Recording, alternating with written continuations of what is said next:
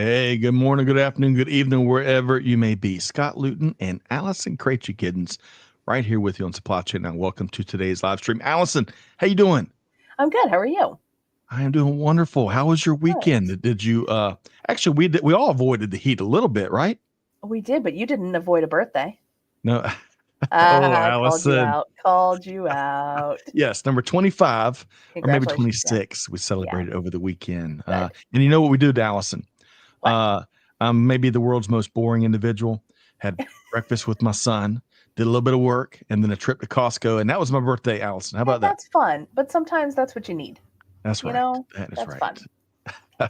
So, as Amanda says, behind the scenes, the most boring birthday ever. But hey, folks, this show is not boring at all. We've got a No, big no, it's show. not. It's The Buzz, where every Monday, 12 noon Eastern Time, we discuss a variety of news and developments across global supply chain and business news that matters, is what we like to call it. We've got a terrific show here today. Beyond Allison joining us, we got a big rock and roll guest star. We're going to be talking manufacturing leadership, a manufacturing leadership pulse check for that at that matter. We're going to be taking a look at the grocery industry and some of the powerful warehouse automation and innovation that's powering that sector and many others. We're going to talk chocolate and my beloved Snickers bar, as there are some really interesting things going on in that industry, aiming to tackle a few of its challenges. All of that and much, much more. And Allison, in about 10 minutes or so, as I mentioned, we're going to be welcoming in a special guest today on The Buzz, Kait Peterson, VP of Marketing with Locus Robotics. I can't wait to hear Kate's take on all things warehouse automation. Allison, should be a great addition of The Buzz, huh? Definitely. Yep, a good Monday. A good Monday. That's about all we can ask for, right? A good That's Monday. all you need. Yes. Susan tuned in from Orlando via LinkedIn. Hey, let us know your take on some of these topics we're talking about here today. And as Trisha likes to ask, just like Susan delivered on time in full, hey, welcome to The Buzz. Let us know where you're tuned in from. We love connecting the dots. Okay, Allison, let's see here. We got a few things to get into before we bring on our guests. I want to start with That Said, which we released over the weekend. It's our almost weekly newsletter. Now, in this edition, we led with Lloyd Knight's take on leadership. That's Lloyd right there in a version of the Oval Office, and along with some of his classmates. If you don't know, folks, Lloyd is a United States Air Force veteran and has been a problem solver, logistics guru, and business leader at UPS for years. He also hosts our incredible podcast called Tango, which is focused on veterans that are out there truly changing the world. Now, recently, this is where it all ties together, Allison. Stay with me here. Recently, Lloyd was given the honor of being selected as a presidential scholar in the Bush Institute's Veterans Leadership Program. And in this edition of the With That Said, he shared a few reflections of that experience. And in particular, this is my favorite part. He was talking about presence, right? The critical factor of presence as it relates to leadership. And he said, quote, presence is not about commanding a room with volume or charisma. It's about connection. I learned during this module that presence shows up in small ways, looking someone in the eye, telling a story that resonates, or simply listening with genuine intent, end quote. To tell you, it's good stuff, Lloyd. Allison, really quick, let me check in on that. How does that, I'm going to share a couple of things here in a second, but how does that perspective on presence resonate with you? When I read that, the first thing I thought of was somebody I really look up to in my industry, Shan Cooper. She was the general manager at Lockheed Martin Marietta for many years. And she ran the Marietta plant, the Meridian, Mississippi plant, and the Baltimore, Maryland plant. And Wow. when she came on board, she was in charge of essentially the manufacturing shop floor. And her background was in HR. And when she came on, of course, a lot of people thought, okay, well, she's got HR background. What the heck does she know in manufacturing, right? But the very first thing she did was talk to those that knew the manufacturing side and learned. And between that willingness to know and understand what it was that she was trying to lead, that combined with her presence, she's the kind of person when she's in a room talking, you feel like she's only talking to you. So, And man, that's even to this day, when I have the opportunity to hear her speak, I'm like, sign me up. And they're like, but Allison, it's 7 states away. And you're like, oh, it's okay. Sign me up. she is legendary. And I'm She's so glad awesome. you mentioned Shan Cooper. thanks to you, I think I had a great opportunity to collaborate with Shan years ago. And you are right. She is just a dynamo and she is brilliant. And I bet she's a quick study. I bet she figured out manufacturing very, very Oh quickly. yeah, no doubt. All right. Good stuff there. Let me give a shout out. Away, it's great to have you back from Pakistan via LinkedIn. Looking forward to your take here today. And hey, Mom, Lee Luton tuned in South Carolina. Great to see you as always. Okay, so back to with that said, really quick. I want just a few other quick highlights in this edition, folks, which you'll find a link right there in the chat. We've got info on AME's, the Association for Manufacturing Excellence, their international conference in St. Louis. We got SC Tech 2025, powered by our friend Jorge Morales and the ISCEA. And then check this out. We have got an outstanding live show coming up on September 3rd with, I'll tell you, a bunch of rock and roll supply chain leaders. Stephanie Beal with Hasbro, Whitney Schlesinger with McCormick, Sylvia Wilkes with Lamb Weston, Liza Semenova with Mars Pet Nutrition, and Tim Rafinsky, the Chief Supply Chain Officer with Kimberly Clark, all led by the one and only Corinne Bursa. You're not going to want to miss this live event on September 3rd. You'll find information on that right there. And with that said, Trisha is sharing that in the chat, and we'd love for you to check it out. All right, so I mentioned a lot of stuff, more stuff there, lots of events, lots of connection and networking opportunities, Allison. I know, as active as you are in industry, connecting and continuing dialogue is important. That's how we get to action. Your quick thoughts, Allison, on what else you found, and with that said. I was just amazed at I kept scrolling and kept finding there was more and more and more. And I thought, how in the world can anyone keep up with everything? There's only so much you can pack into a day, but you really, I feel like supply chain is really one of those things that if you don't like a piece, like if you don't like logistics, okay, fine, then try manufacturing. If you don't like manufacturing, then you can try this piece over here, technology. I mean, there's so many different things. And yeah, I appreciate the with that said, because to me it's like an RSS feed, and it's like a good summary of things that either I might have missed over the last week, or things to look forward to over the next. So, well, we all appreciate that kind of feedback. And you're right. It's so easy to miss stuff, even the really important stuff in this tidal wave of nonstop events and content and learning opportunities. So we try to put a few choice ones in front of our audience every week. So folks, check out With That Said. You'll find a link right there. And we invite your feedback, constructive or otherwise. Actually, keep it all constructive. Yeah, right. So, all right, one more thing. Actually, we got two more things before we bring on a great guest. I want to share, speaking of choice resources, right? We love sharing quality resources with our global SCN fam. And here's a great one from our friends at EasyPost. You can download this latest guide from EasyPost and learn why peak 2025 is not business as usual and how smart brands and savvy leaders are responding. We're going to drop a link right there. Actually, we already have. They beat me to it. Check out that link right there to download that free resource and let us know what you think. And Allison, one more nugget. We're going to get to a manufacturing leadership pulse check in just a second. But big news, we're delighted to announce that EasyPost is going to be sponsoring the Buzz throughout the month of September. Lori, Kevin, and the team are on the move, all powering lots and lots of innovation across the industry, and we welcome their efforts to power all the news that matters. Folks, you can learn more about how EasyPost is subject verb agreement, Scott. EasyPost is making shipping a whole lot easier and more successful for companies of all sizes. Learn more at easypost.com. Okay, Allison, we got a lot to get to here today. And where I want to start next before we bring on an outstanding guest is a manufacturing leadership pulse check. Now, a second ago, you said folks may like logistics, and if not, they'll move on. They might like manufacturing. If not, they'll move on. If you don't like manufacturing, folks, you're in the wrong place. Kidding aside, folks, it takes a village, but I love manufacturing, and I appreciate what you do in the industry for years now. And when you think about this VUCA environment, Allison, that everyone's getting through, but especially our manufacturers, what's a priority or two that manufacturers are turning to find some calm amidst all the chaos? Well, if you find any, then let me know for sure.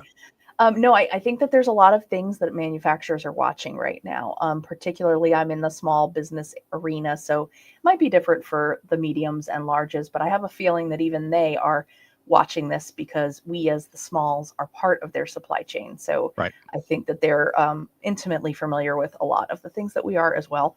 Things like even if the tariffs are not necessarily, or the talk of tariffs, even if they don't necessarily directly impact a manufacturer, that just the discussion, the mere discussion of them, we are Mm. noticing as manufacturing people, we're noticing that that's impacting bills and invoices.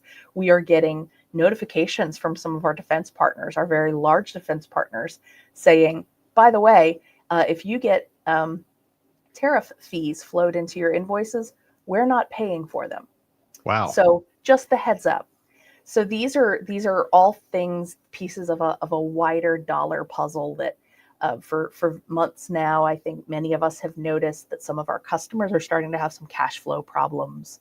So I think that there are, while manufacturing is a very, very busy place right now, which is a really good thing, whether you're automotive, whether you're aerospace, whether you're commercial construction, I think there's a lot going on. I think there's worse places to be in right now.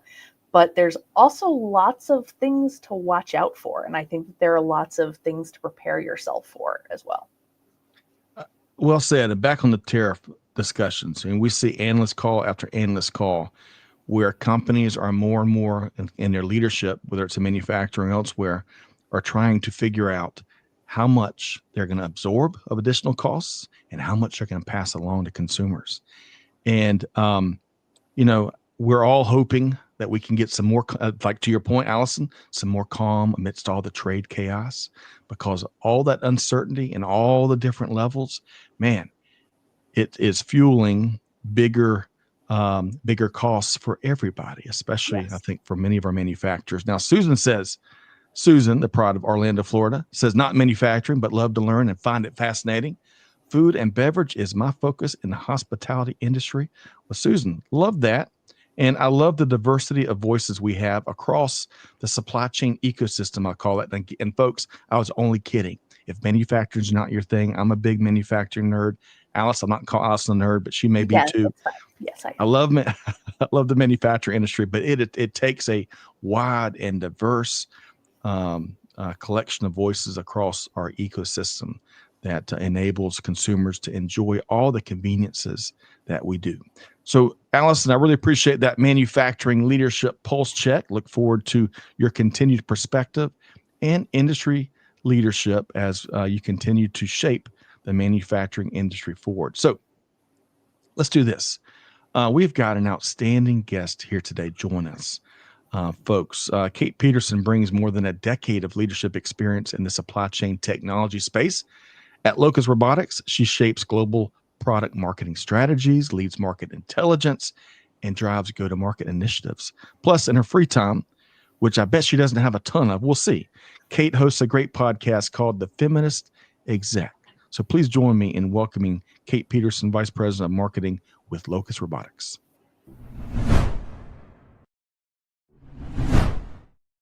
Hey, Kait, how you doing? Good. How are you? Thanks for having me. You bet. Great to have you here. Allison, I'm very jealous, even though our temps have gotten a little bit cooler here. I'm jealous of the temps up in Minnesota right now. Kait, what's the weather like? It's like 62 and sunny. It's so gorgeous outside. It's amazing. My husband and I were just talking about taking a walk earlier, and it's perfect. Oh, I love it. All right, Allison, the buzz next time up in Minneapolis. We'll Deal. take Yeah, the supply we'll chain have you. automobile up there. There we go. So one more quick follow-up. So here in Georgia, as I mentioned, the temps are getting cooler. Football's just around the corner. In fact, we played games that counted this past weekend. Congrats to all of our Iowa State fans out there. Big win there. And I think it was Ireland they played. Yeah, But definitely. Kait, I'd love to find out from you. What is one thing that you're looking forward to fall bringing to your part of the world? Well, I'm in Minnesota, so it's hockey. So we're the state of hockey, and we are super excited. We just signed a really big player on our Minnesota Wild team. Okay. So I'm really looking forward to going down to what used to be the Excel Energy Stadium and watching our boys play. And we've got the World Juniors next year, and it's gonna be an awesome hockey season. So I'm really excited about it. Outstanding. Allison, it makes me want our hockey team back. They stole it twice, if I'm not mistaken, from our Atlanta. I'm convinced that it's coming back. They'll do another expansion for sure. They will. Okay, well, They will. we're going to hold you to that. In the Times the charm. meantime, the Gladiators, which is our minor league team, we're going to have to satisfy our local hockey appetite. But Allison, you're a fellow football fan, fellow baseball fan, but we're not going to go there today. Let's But not what's talk one about thing? One thing that fall weather is bringing the Giddens household that you're looking forward to? I don't know. I kind of like the festivals. Okay. I just like the idea of, different craft booths and things like that. I don't really know that I ever end up buying anything, but it's always just so much fun to just walk through and know that seasons are changing. And I am a hot weather person. I love hot weather.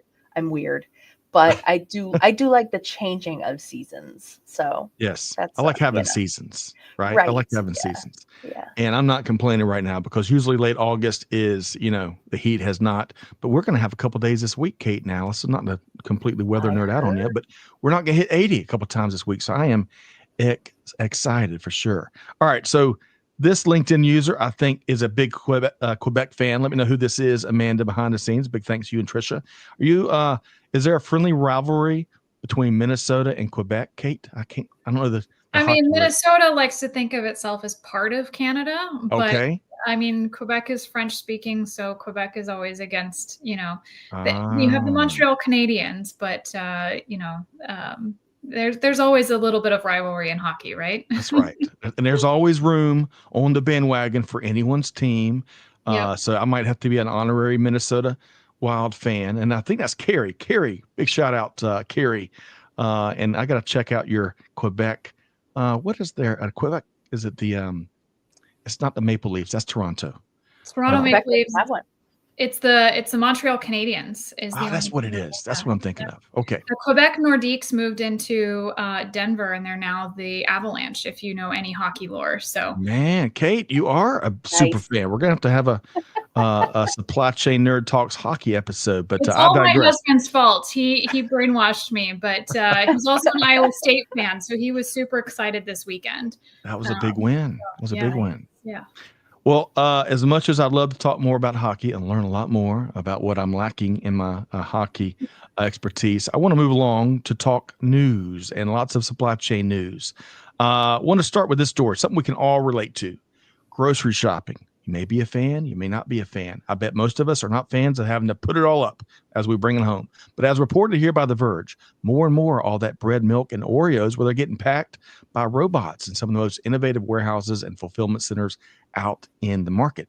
Now, this story focuses on online grocery company, Ocado, who runs a customer fulfillment center in the city, get this, of Luton. That's right, Luton, England, just outside of London.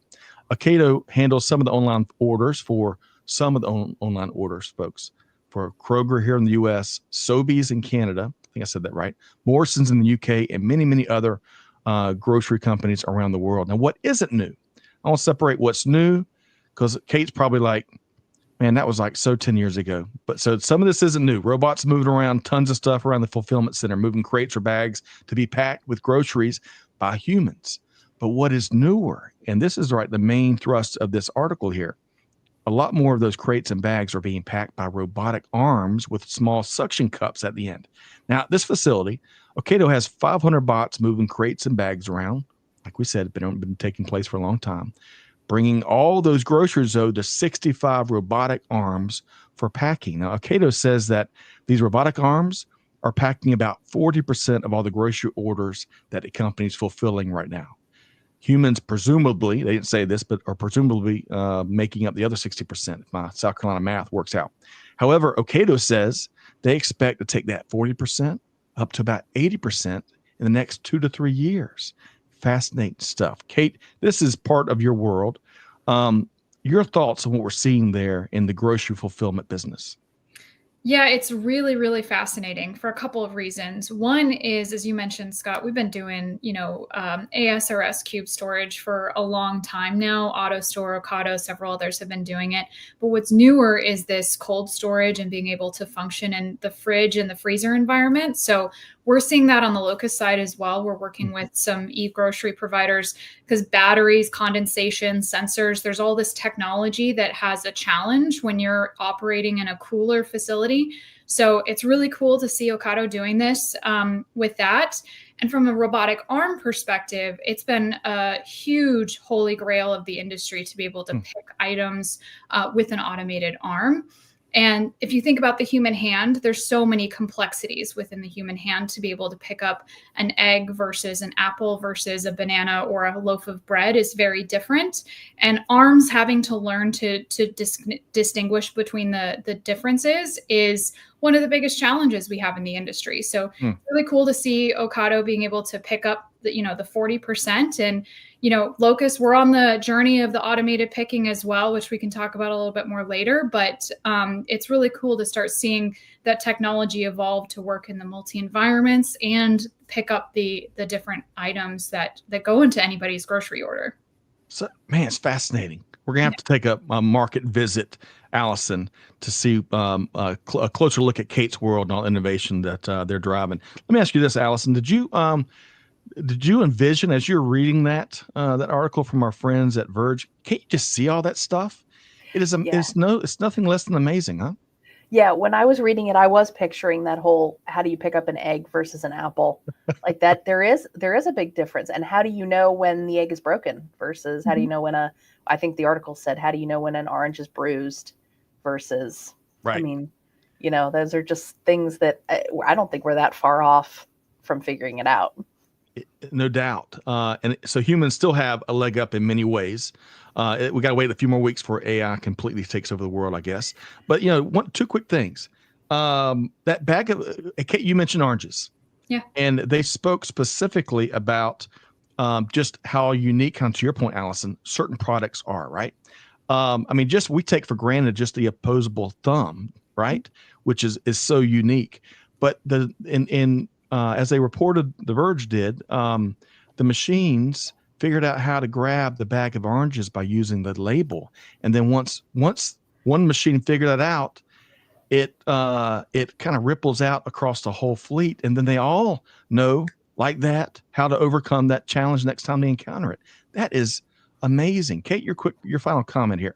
I mean, that's the beauty of AI, right? And as you're building models that are continuously learning, that's why I think Ocado is saying that they can pick more and more. And that's why we're on a mission at Locus to pick more and more items with our automated arms as well. So, it's that continuous learning model. AI is such a complex topic, but like you said, kind of joining that hive mind, taking those individual learnings and being able to approach problems uniquely is really powerful. That's where we'll start to see that curve of innovation continue.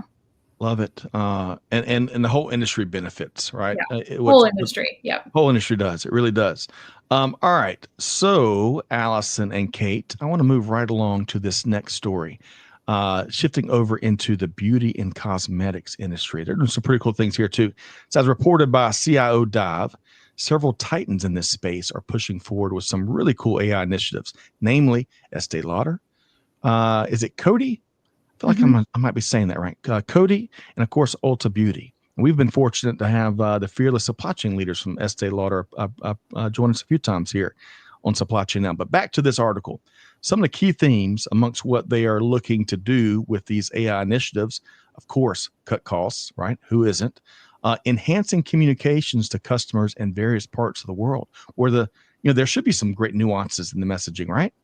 And of course, optimizing forecasts. That's still a bit of a tricky thing, but don't sleep on sustainability objectives, folks. L'Oreal, for example, is working with IBM on an AI-driven model aimed at making product formulas more earth-friendly. How about that? So over at Ulta, here's another example. Company leadership rolled out a plan called the Ulta Beauty Unleashed. I love that. UBU. One key plank of the plan was leveraging AI and machine learning capabilities to drive supply chain gains. And in recent years, Ulta leadership has found that there was a ton of opportunity to improve its data governance. And by doing so, it helped provide the critical data hygiene that fuels all sorts of optimized innovation and continuous improvement.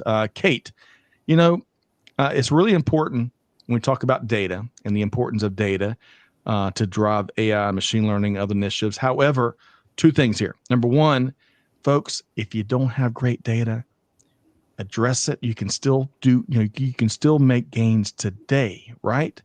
And number two, Kate, and more broadly speaking, it really is amazing in an industry that is really filled with all sorts of little customer differences and preferences and nuances, to see some of the improvements they're driving at scale. Your thoughts there, Kate? Yeah, so Ulta is really fascinating. They're one of the our Locus customers, and I was actually in their facility several weeks ago in Brook in Chicago. And data, as you said, is really, really important. If you're driving innovation, you're driving efficiency, you're driving traceability, and driving AI.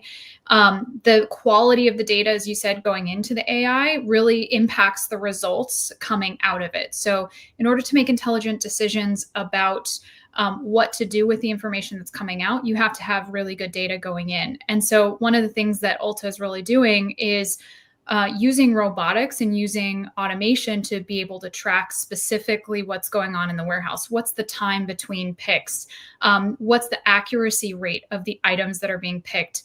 How often are people doing the free gifts with the purchase? Right. So using all of those decisions and data to better plan where material is placed in their warehouse, how many workers they need, how many pack stations they need, what their shifts should look like. So there's so many questions that go into optimizing an operation, leveraging data and AI that, only start when the customer makes a purchase online. So Kate, you got an up close and personal look at the Unleashed initiative, huh? I did. It's so crazy to see all these robots running around in these facilities, and the workers are so excited because they don't have to do the walking, the pushing. They just go up to the robots. They know exactly what to put in the order. And for cosmetics in particular, getting the shade of lipstick right is so important to the customer, because you don't want to have a return, because that costs money to process that return and lost inventory. So, accuracy and being able to do things quickly, but right the first time is such a key thing.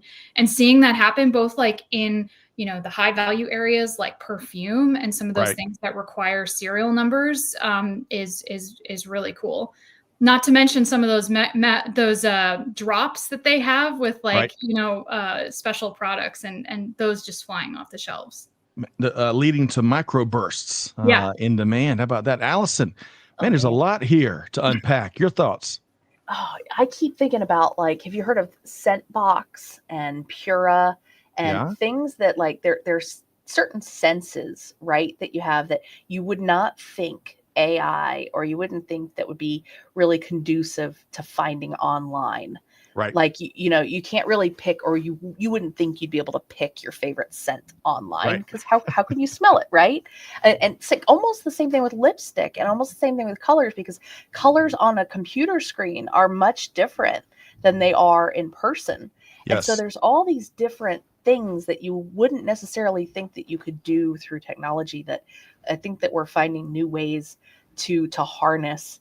And I'm fascinated watching every new iteration, because I was kind of one of the first people to clamor on to one of the scent boxes and one of the Puras. And I'm watching kind of as these newer, this new improved version comes out, and I'm watching as it's like, oh, okay, they've gotten better with this, and they've gotten better with that. I call it, market research, right? My husband doesn't really fall for that. But it's that to me is just fascinating to watch all those things. It is. Mass customization's been at play for years, right? But both of you are speaking to the complexity that I poorly worded, but I've learned firsthand in trying to buy cosmetics for Amanda, right? For different gifts. And both of y'all, it can be so difficult to really get the right shade or the right type of product or the right type of material, right? And to see what they're doing at scale, and again, fulfilling and doing it successfully, really successful at mass customization. It really is amazing. Now, one other thing you mentioned, Kate, which is one of my favorite topics, because you brought up returns. Yeah. And I love to see, we've got such, Allison and Kate, as y'all both know, we've got such a big returns issue, and it's kind of as Tony Sciarrotta with the returns, with the Reverse Logistics Association calls it, it's the dark side of supply chain, right? Mhm. It's largely invisible. We're just now starting to see some really big innovative technology enter the space, and it's really powering some big gains. But we've got a lot more work to do to keep products from getting returned from really unforced errors, right? To use a tennis analogy with U.S. Open going on, to keep product from going to landfills. We've got a massive opportunity. Your quick comment there, Kate, and then I'm gonna get yours as well, Allison. Yeah, it's a really, really complex problem. And I know that the e-commerce culture has created this, I'm going to buy a small, medium, and a large just to see what fits right. Right. You have Right. those unavoidable situations where someone physically just doesn't know what fits right, especially as it varies per brand. But the biggest preventer of returns is actually on the outbound. So double checking, my husband ordered a pair of shoes a few weeks ago. He got them 2 different sizes, right? So immediate return, he ended up buying from a different retailer. So not only did they have to process the return and ended up with 2 different shoes, but he went and switched to a different retailer. So returns are really complicated and cost company a lot of money. So making sure that you have the order right the first time and have it shipped quickly and to the right place is so critical on the outbound side, that in and of itself is a huge preventer of returns. Kate, man, you've been there and done that. And folks, we need more information exchange just like that. And you can go to rla.org. I'll be with the group in Dallas in a couple of weeks, and you can find those great exchanges of old and new things that companies are doing to win a lot more. And gosh, take down all the landfill bound product that really is a bad outcome when we don't get it right, inbound or outbound. Allison, your quick comments about returns, and we're gonna keep moving forward. I don't remember what it was recently, but I purchased something, was going to return it. It wasn't expensive. I emailed them to return it, and they said, "Will you just keep it and we'll give you Right. 80% off of it," or whatever it was. And I remember thinking, that is weird. Like, I don't know. I don't want it. I don't need it. And so it was kind of like, well, now I just have more junk in my house, but Right. now the onus is on me to throw it away. Right. So, Well, yeah, that's a tough one. And I'm not one to return things. me same. So, Yeah.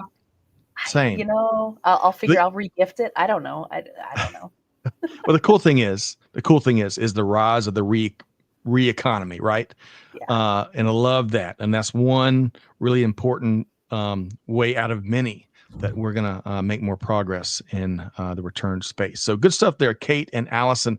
Hey, Maria, tuned in from Madrid. Great to see you as always. Your thoughts about returns or some of the cool things, AI driven things that we're seeing in the cosmetics industry. Okay, Kate and Allison, we're gonna have a little fun topic next. Folks, stick around. We're about to get Kait Peterson's fearless crystal ball prognostications. I say that right? That's a good word. Oh, Yeah. of where we're going from a warehouse automation standpoint. But before we do, I want to talk chocolate. That's right, chocolate. We've got before you know it, we're going to be making our Halloween fueled candy purchases. I'll tell you, we got a whole sourcing team to tackle that in the Luton household as we get ready for the holidays. So now, just the other day, folks, I was talking about walking through the store and finding a delicious Snickers bar that was priced at almost $4. Kate and Allison, my socks were blown off, about fell over. But it's become really an annual tradition about this time to talk about candy price increases or supply concerns. Over the last few years, though, we've discussed the chocolate industry and some of the long-running challenges that it's been faced with. And this is just a few: climate and drought, disease, aging crops, input price increases, you name it. Now, as reported here by Supply Chain Dive, the maker of Snickers is driving some innovative work to help address some of those headwinds. Mars is working with technology from a company known as Pairwise to take a gene editing approach. That sounds highfalutin. Should have paid more attention in biology class. They're taking a gene editing approach in order to help develop new cocoa crops and bring them to market much faster than traditional methods. And that's not where the goodness stops. The new gene edited crops are said to be more resilient to some of the overarching challenges that the industry has seen, including that drought and disease that I mentioned. So, Kate, I got to ask you this. First off, folks, if y'all see that graphic ahead of us, if you see that pricing, don't get too excited. That's I from was about to ask. That's from 2014. So that's 11 years ago. You get a Snickers bar for 99 cents. But Kait, to the story. First off, two-part question. Are you a Snickers fan, number one? And number two, your thoughts on this innovative gene editing approach? One, I am, but only after Almond Joy. Those are my favorites, or a Heath bar. But I will do the Snickers when we're on trade show floors and things like that. I think it's a really interesting approach. We've had a lot of debate on GMO crops lately, but if you know what's going on in the supply chain, stuff goes bad very quickly, and especially with the long transit times and different places where things can be grown. I think it's a great alternative to having crop that is maybe artificially, substituted. You're starting to see, instead of dairy ice cream, you're seeing like dairy product instead, because it doesn't meet the legal requirements of a portion amount of cream. So I think looking at ways to naturally grow real chocolate instead of trying to, create an artificial chemical is probably a good way to go. So it's going to be interesting to see what they do. It really will. It really will. And these challenges, they've been persnickety. They've stuck around for quite some time. And it's certainly one of the reasons why we're seeing an almost $4 Snickers bar. But Allison, your thoughts? I think the article had also said that it's why a lot of these candy makers have started to embrace some other popular flavors and additions, things like peanut butter, things like, I think they said nougat. It was just kind of a weird word that they used, or whatever. I'm like, is that a flavor? I don't really know. But whatever it was, that, I think that there are certain things that people will always be fans of that if they use more of. It's interesting too, because if you see some of the Reese's different variations, I keep seeing advertisements where they have like Reese's now with twice as much peanut butter. Now I'm starting to wonder, and now I'm like, oh, so it's not because people really like peanut butter. It's because you're running out of chocolate. Right.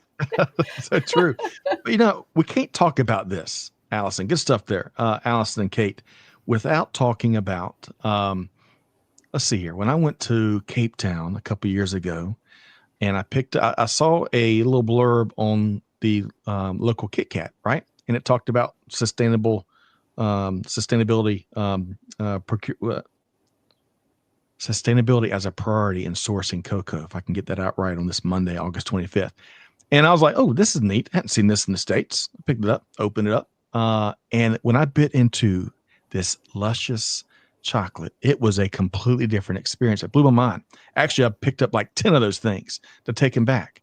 And long story short, there's a lot of science and engineering and supply chain innovation behind it. But the cool lesson learned there is when you do the right thing for the right reasons, right? That's good for industry and good for Earth.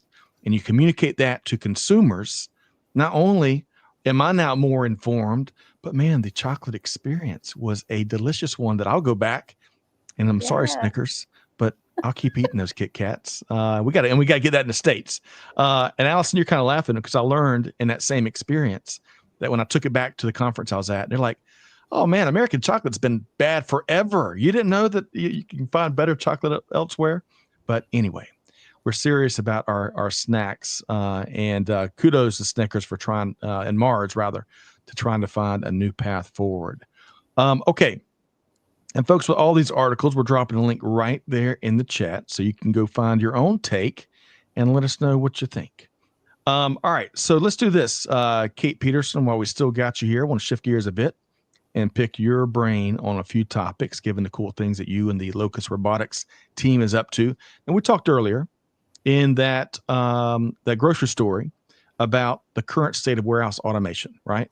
What's been around and what is newer in that world. But in your view, what can we expect on the short-term horizon, say, 1 to 2 years out? That's a really great question. I think there's two key things that we're really focused on at Locus and that we see as the future of warehouse automation.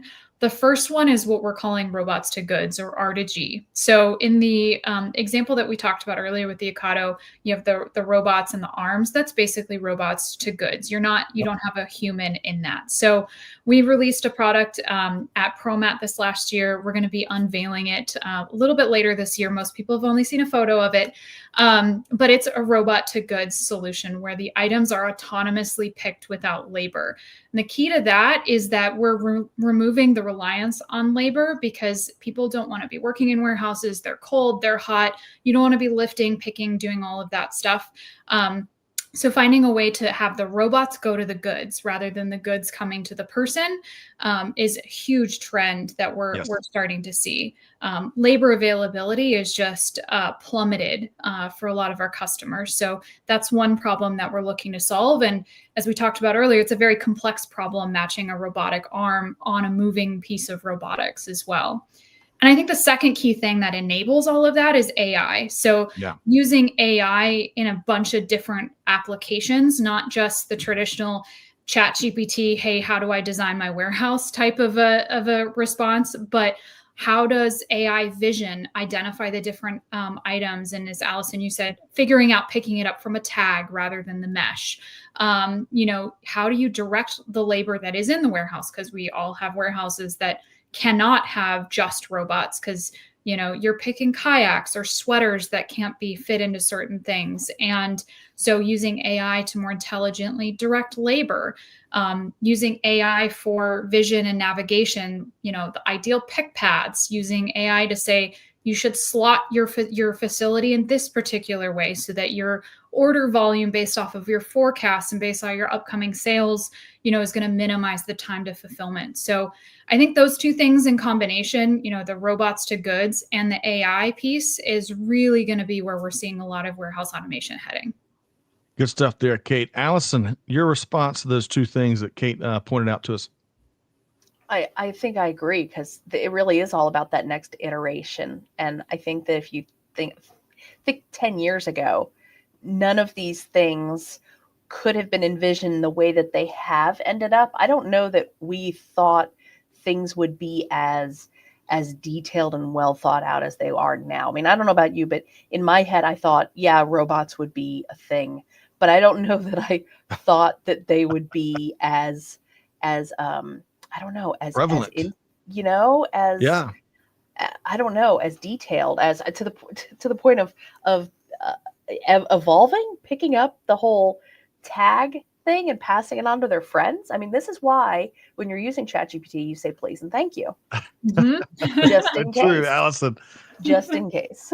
Just in case. I think with robotics, we always had an idea of trying to put an arm on a robot because it was super cool from a tech perspective. But I think the real world use cases, I think, are informing us on how that's actually happening. So it is a holy grail. And I feel like we're finally getting there. Some of the co-founders of Locus would say, hey, I sketched this on a napkin 10 years ago, and this is what I've been wanting to do. And now it's real. It's in facilities now, which is pretty cool. That's got to feel so good. Yeah. It does. I bet it's really cool being on the bleeding edge there, Kate, with the Locust team. But you know what is equally parts exciting and kind of scary at the same time is just like kind of going back to your point, Allison, years ago, it wasn't even in anyone's consciousness what we'd be doing here in 2025. Well, same thing applies. Can you imagine when 2035 rolls around, the things that we don't even think about right now that technology is going to be able to do to make industry better for all folks? To Kate's point, hey, it's tough. Building workforces in a variety of environments, especially warehouses and fulfillment centers, it has been so challenging that the automation and the technology gains it's been required, right, to keep up with consumer demand. So technology is going to be great, but you're going to be paying $25 for a Snickers bar. That's right. Maybe so. We'll see. I hope not. No kidding, man. And then in that case, Allison, I'll have to change my tune a little bit, but don't mess with my Snickers bars, folks. All right. So Kate and Allison, I want to talk about one more thing here before we let Kait Peterson go. A couple more things, really. Flexibility. And going back to Allison's opening comments about the manufacturing industry and what we're seeing here. And it's really as critical as flexibility and resilience is there. it's really everywhere in this environment we're in right now, right? We're all looking to successfully overcome expected and unexpected disruptions. That's what supply chain management is. So, Kait, in your from your view, what are 2 or 3 key tips that supply chain leaders need to keep in mind when it comes to flexibility? So I think with the mind of resiliency, right? So resiliency is the ultimate goal. Flexibility is the vehicle to get there. So resiliency helps cover, the peaks and the valleys, the ups and downs, all the changes that we're dealing with. If you've been in supply chain like we have, there's a new emergency all the time. There's fires in, facilities that are making microchips. There's ships stuck in the Suez Canal. There's blockages in, the Port of LA, Long Beach, et cetera. The list goes on, right? So the answer to resiliency is flexibility. And there's a few key things to think about that.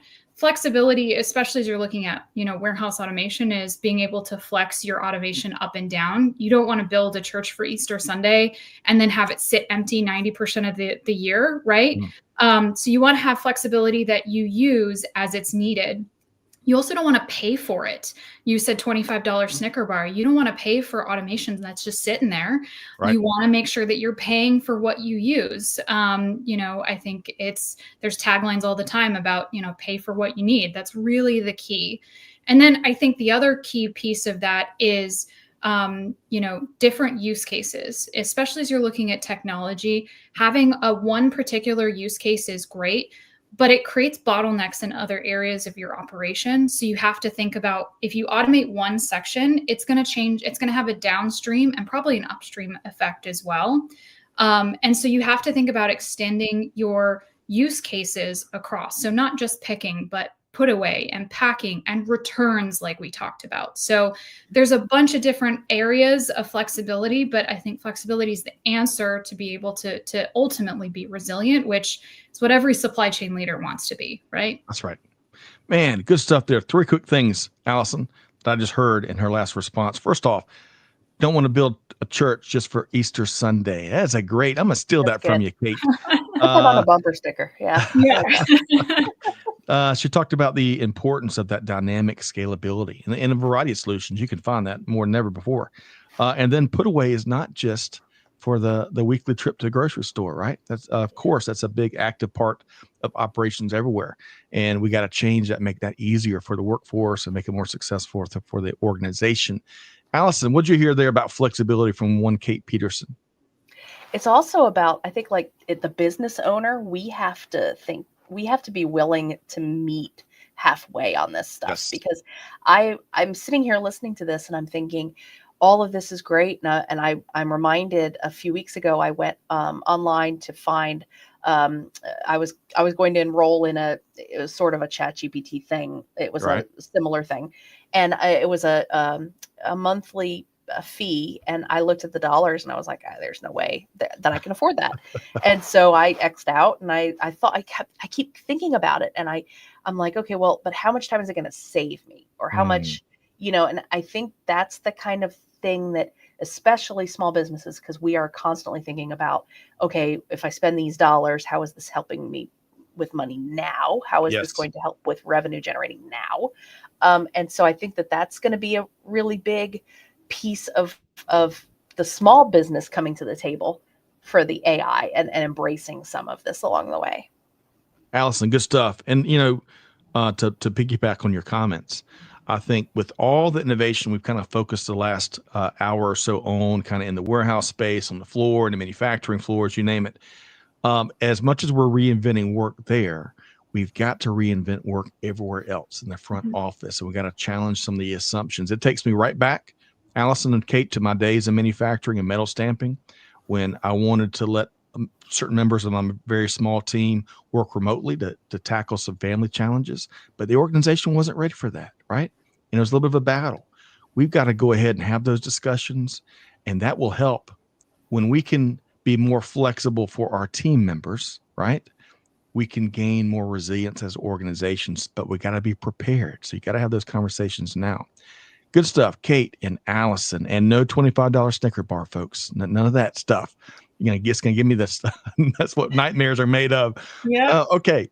Kait, let's see. You got some big stuff going on beyond Locus, or as part of the Locus ecosystem, I call it. Let's talk about this webinar on September 24th. What are y'all going to be talking about? Yeah, so we're actually going to be talking about the practical uses of AI. So there's a lot out there about AI. There's a lot of misconceptions. So we'll go through, what AI isn't in the warehouse, but what it is, and what you should be looking for as supply chain leaders in the industry of what should be actionable from ROI perspective, what you should hold different vendors accountable for, what you need from a data perspective, as we talked about earlier. Data is really, really important. And then what are the results that you need to be able to look for? What are things that AI can handle, and what are things that, maybe you can use AI to help inform you to make those best decisions for your facility? So we're going to be really diving into the practical steps of AI, practical uses. So it's going to be really fascinating and informed by our entire AI and data science team, and a lot of the innovations that we've been working on for a long time and we're finally able to bring to the forefront for everyone. Love it. Sounds like a practical session. Yeah. Sounds like folks can get something out of that, Allison, whether they are working with Locus or not. And those are the best sessions, I think. Allison, your quick comments? Yeah, you got it. It is. It's all about jumping in. And I think that it's hard to be able to tell what to do when there's nothing to look back on as an example. And there's nothing to say, okay, well, this is what things are going to look like, or this is what I want it to look like. So it's kind of a leap of faith. If this, do that. Yeah. I need a guidebook for this supply chain journey I'm on this shelf. Step by step would be great. There's none of those. None of those. All right, Kait, if you're good sticking around with us for a couple more minutes, are you good with that, Kait? Yeah, absolutely. All right. So I want to hit on a couple more things. I want to talk about your podcast, and then Allison, I want to get your key takeaway from this hour spent with Kait Peterson. And then we're going to talk about the Dave Krejci Foundation in just a second. Dave Krejci, what a great cause, doing big things. So, Kait, let's do this. We've got a great podcast. And in fact, we talked about this when you and I were at ProMat together. And it sounds like you've got another big ProMat news coming up here in a few months. But let's talk about the Feminist Exec. This is your podcast. I think we're sharing the most recent episode where you had David Hauser on. Tell us, what can folks expect from this podcast? So thank you so much for featuring this as well. The Feminist Exec is a podcast about sharing women and also male ally stories of their leadership and what they've learned. I've interviewed a ton of supply chain execs. David Hauser, many of you guys know, was at Kerber, Infios, Oracle, several Reverse Logics, Navis. So he's a supply chain exec. I've got several others coming on board, and we ask the important questions about diversity, equity, inclusion, allyship, what it takes to be a modern leader and bring up women and other people that need to be included, and also what men can do and what women can do to help men help us, right? So it's about bringing everybody together. As a feminist, it's about equality for everyone. If you guys don't know, Equality Day is tomorrow, August 26th. So give the podcast a listen in honor of that, but it's really about making sure that we all have an equal seat at the table and an equal opportunity to be leaders in the industry. Kait, I really appreciate that very noble mission you're on. Allison, your quick response to that. I forgot that Equality Day was tomorrow. I completely forgot about that. You said that, and I looked at the calendar and went, oh, that's awesome. So I'm going to check this out for sure. Got to. And folks, of course, you can find the Feminist Exec wherever you get your podcast. Trish is right there sharing helpful links. You're one click away. So check that out. Also, it looks like we've shared that webinar as well, September 24th. So wonderful. I tell you, they're on it. They're on it today, as always. Trish and Amanda, big thanks to all that y'all do behind the scenes. All right, let's do this. Allison, you get the toughest question of the day. Uh-oh. What is one of your favorite takeaways from this last hour with Kait from Locus Robotics? Gosh, my favorite takeaways. Oh, gosh. I think one of my favorite takeaways. Oh, you really did put me on the spot, didn't you? $1 million question. I think my favorite. No, I think I like this one. My favorite takeaway, I think, is that we have to don't let perfection be the enemy of the good. Yes. And I think that as we have dived into a lot of the robotics, and we talked, the very first story was on the groceries and talking about how robots picking up versus eggs versus oranges, and still kind of being challenged with some of those little things. Well, nobody sat there. The engineers for these robots did not sit there. Locus Robotics is not sitting there going, oh, guys, well, we can't actually put together perfectly, so let's not do it. I think the whole idea here is making these steps bit by bit. And I think unless we're willing to take those little steps, the big ones aren't going to happen. Ooh, Allison, what a great t-shirt-ism. I Solid. love that. Isn't it, though? Always brings the heat. Allison Giddens. All right, so let's do this. Hey, Mahmoud, great to see you via YouTube. Let us know your thoughts on today's conversation. And Syed via LinkedIn. I appreciate you being here. Give us your own key takeaway. Hey, it's going to be tough to top Allison's, but folks would love to hear from you. All right, let's do this. Let's make sure folks know how to connect with y'all both. But before we do, Allison, I love what the Dave Krejci Foundation is doing. And y'all can see it right here if you're watching. And if you're not watching, if you're listening, they have helped kids from families in need play the sports they love. Almost 2,000 kids have been able to afford the fees, the equipment, you name it. And folks, in this economy or any economy, that is pricey. Allison, how can folks jump in and support what you're doing? Thank you so much for the shout out. Yes. And you guys and you, Scott, and Supply Chain Now, you all have been such great supporters of us. And DaveKrejci.com is how you can check us out. And if you're in the Metro Atlanta area, we'd love to see you at an event. We have, it's 100% volunteer run. So we don't have any paid staff. All of your money goes directly to the cause. So it's just a really good time. And we help kids all over the place from, if you're familiar with the area, Rome, Georgia. So that's like Northwest Georgia. Right. All the way down. I think we've helped as far southeast as I want to say like Rockdale County. I mean, really? Yeah. So it's the circle is expanding. So well, and is rubber meet the road? I mean, it's such a practical thing. So, folks, we got the link right there for this powerful nonprofit, volunteer-driven, DaveKrejci.com, named, and everything is done in memory of your incredible dad that we lost way too soon. So, good stuff there, Allison Giddens. Okay, let's do this, folks. Kait and Allison. They're movers and shakers. They'll be here, there, and everywhere. Lots of events, but we will make sure you can easily connect with them both. And let's start with you, Kait Peterson with Locus Robotics. Just how easy is it for folks to connect with you? Yeah, so locusrobotics.com is our main website. You can also find us on LinkedIn, on YouTube. You can see our robots moving around. You can also find me on LinkedIn under Kait Peterson, IMBA. And I know they'll put the link directly to my profile as well. So reach out, connect. I love meeting other people in the industry. And I'm sure I'll see many of you guys at upcoming events like Intralogistics and Modex next year and Logimat for those in Europe. So if you're at one of those events, come and say hi. I'd love to see you. Definitely, folks. We'll as Kait predicted the future a couple times here today, but we dropped a link to her LinkedIn profile right there, so check it out. And Kait, when you come to Atlanta, you and the whole team from Modex, we're going to be there, and let's go grab a great meal and keep talking innovation across supply chain.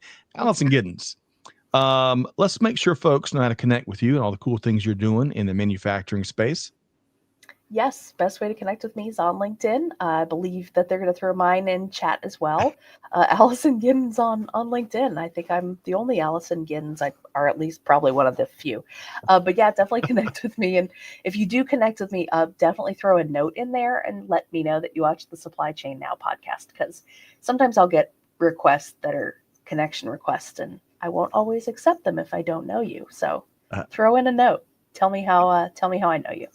Don't act like a robot. Act like a human, Allison. That's what I think the advice you're giving there. Yes. Well, folks, Allison, I really appreciate what you do. Thanks for being here. I love your perspective and expertise.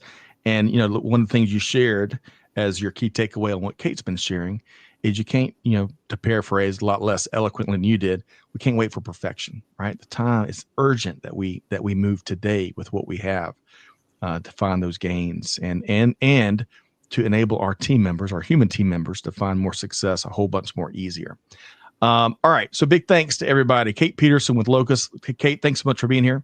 Thank you so much for having me. It's always a pleasure. And I look forward to sharing maybe some barbecue or something. Whoa. Hey, that is spooky. Show's over, right? That's right. Well, Kait, regardless, thanks for being here. We look forward to seeing you in Atlanta soon. Allison Giddens, always a pleasure. Thanks for being here. Folks, here's your challenge. Here's your homework. You got to take one thing we heard here from Kait and Allison, put it into practice, share it with the team. Deeds, not words. That's how we're going to keep transforming global supply chain. With all that said, on behalf of the whole team here, Scott Luton challenging you to do good, give forward, be the change that's needed. And we'll see you next time right back here on Supply Chain Now. Thanks, everybody.